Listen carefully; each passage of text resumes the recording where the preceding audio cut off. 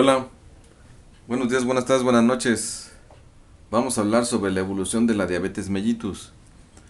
Resulta que esta clase número 15 está dedicada a la evolución de la diabetes. Habíamos visto un poquito de la fisiopatología, ahora vamos a ver la evolución de la diabetes desde el punto de vista del paciente. Recuerden ustedes que todas las enfermedades tienen sus fronteras, ¿sí? Su evolución, su historia natural de la enfermedad, en la cual la enfermedad evoluciona hasta un punto donde hay un momento de no retorno. En ese momento de no retorno, un poco antes, en el periodo prepatogénico, es necesario realizar acciones para evitar que el paciente se comprometa con la enfermedad y que la enfermedad siga adelante alterando al paciente, alterando su salud y estableciendo lesiones en órganos, aparatos y sistemas que comprometen ya al organismo a mantenerse enfermo, ¿sí? Y esto, después de este periodo prepatogénico, en el patogénico, pudiera la enfermedad ya no ser reversible y simplemente ser controlable, como el caso de las enfermedades crónico-degenerativas. Por esa razón es importante el momento de intervención para revertir esa enfermedad, o más aún, el momento de prevenir la aparición de la enfermedad. Inexorablemente es probable que esta enfermedad lleve la muerte al paciente, las crónico-degenerativas. Específicamente estamos hablando de la diabetes mellitus, ¿sí? La cual es una enfermedad muy importante para México. Antiguamente eran las parasitosis, eran las diarreas. En la actualidad, y con el aumento de la obesidad en el mundo, pues esto ha llevado a que aparezca mucha diabetes en los pacientes. Recuerden ustedes que aproximadamente nosotros tenemos que será unos 120 millones de mexicanos, el 70%, o sea, como 80 y como 70 y tantos millones de personas tenemos sobrepeso u obesidad. Sí, en el mundo se calcula que 1.400 millones de personas tienen sobrepeso y obesidad, sobrepeso, y 500 millones de personas tienen obesidad. ¿Sí? Esta cifra es alarmante porque todo esto se nos va a venir encima. Tenemos que hacer intervenciones tempranas de salud para evitar esta avalancha de pacientes enfermos, de individuos enfermos. Recuerden ustedes que el peso es muy importante, entonces hay que mantener un peso ideal. Esto se mide por medio del índice de masa corporal, el cual se calcula con el peso sobre la estatura al cuadrado. ¿Sí? Los que tienen menos de 18.5 tienen un peso bajo. Los que tienen de 18.5 a 29.9 tienen un peso normal de índice de masa corporal. Los que tienen de 25 a 29.9 tienen una obesidad grado 1. Los que tienen de 30 a 34.9 tienen una obesidad grado 2. Y los de 35 en adelante, de índice de masa corporal 35, tienen una obesidad grado 3, ¿sí? Tipo mórbida.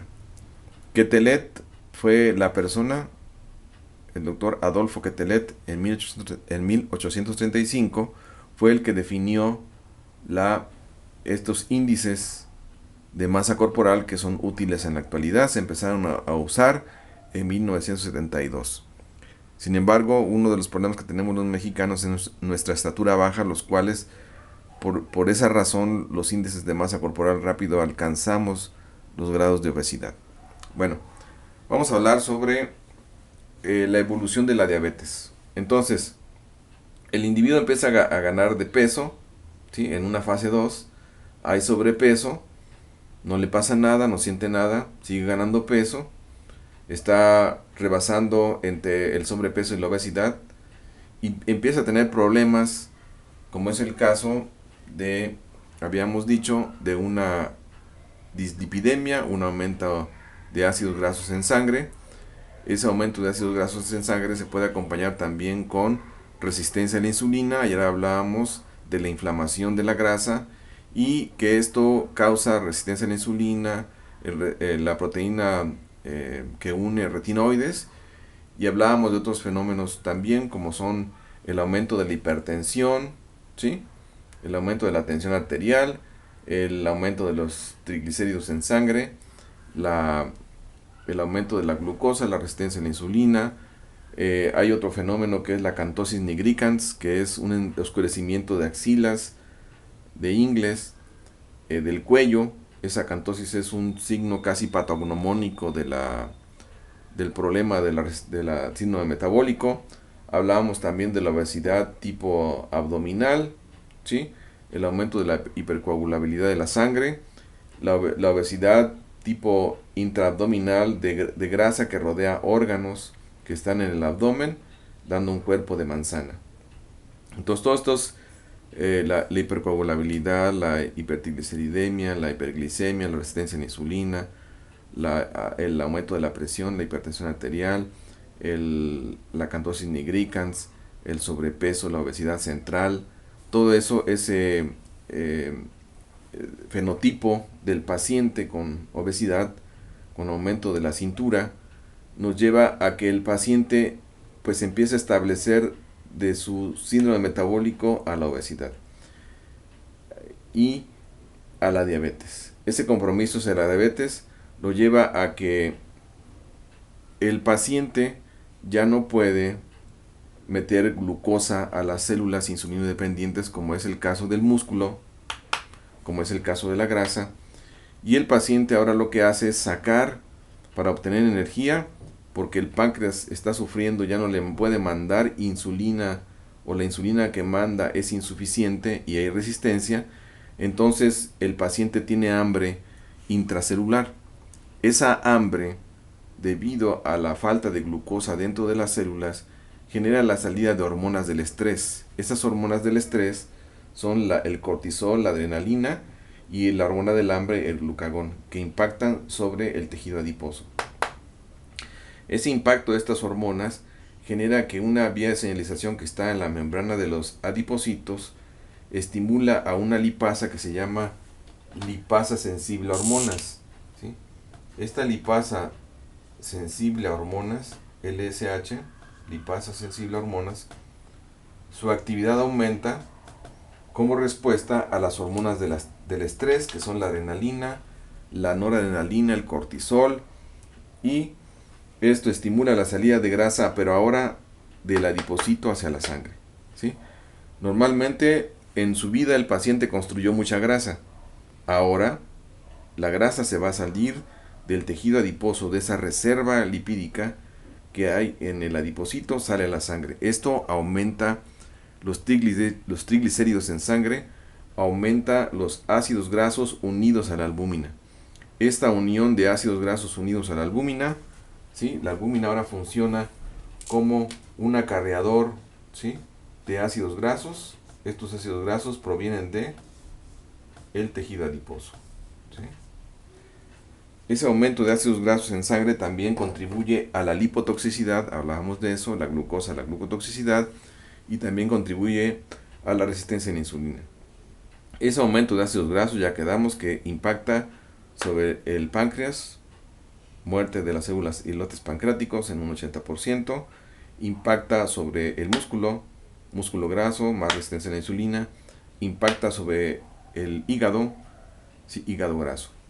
Entonces el paciente en ese momento, diabético, como tiene una alta hiperosmolaridad en la sangre, por la cantidad de glucosa tan alta y por la cantidad de grasa y por la cantidad de cuerpos cetónicos, esto hace que el paciente tenga sed, deshidrata intracelularmente, pierde líquido intracelular, aumenta el volumen intravascular, esto genera poliuria, esto genera sed, polidipsia y genera hambre, polifagia. Entonces, el paciente que antes era gordito, como está perdiendo grasa por el efecto de las hormonas suprarrenales del estrés y el glucagón, va perdiendo grasa subcutánea y se va haciendo flaquito. Entonces el diabético, en realidad al principio gordito, ¿sí?, pierde grasa por el efecto de las hormonas del estrés.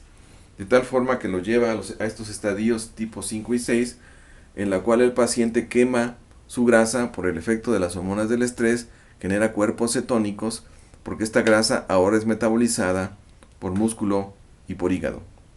Esta generación de cuerpos cetónicos puede llevar al paciente a una cetoacidosis diabética.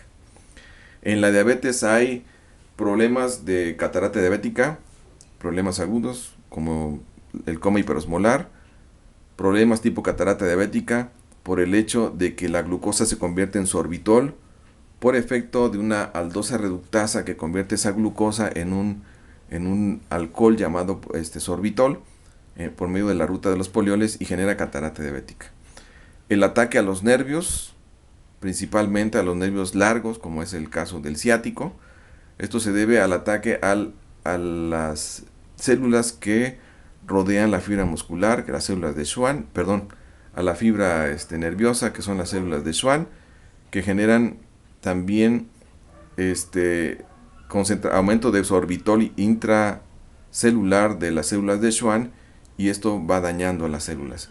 Por otro lado, hay inflamación de los nervios. Esta inflamación presiona los nervios y causa neuropatía. Y aparte hay hay daño por sorbitol, daño por inflamación en el nervio. Esto genera neuropatía diabética.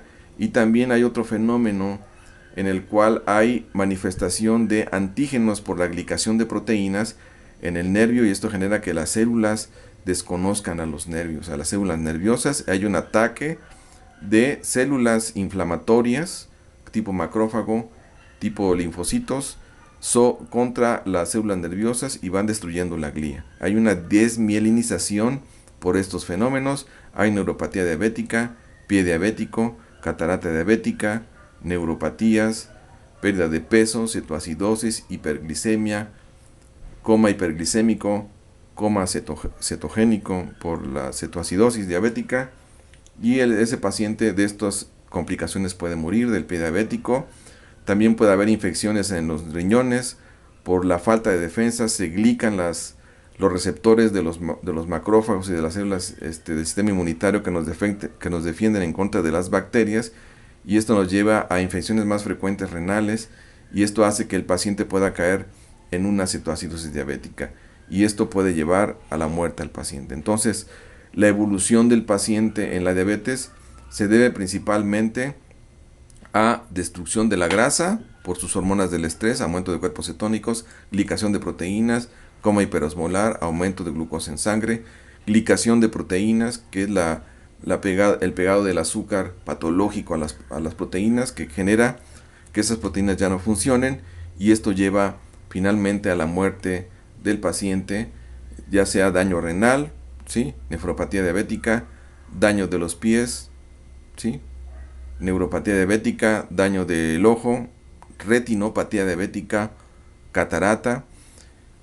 ¿Cómo se mide el daño por glicación de las proteínas? Pues simplemente se mide por medio de evaluar la cantidad de hemoglobina glicada.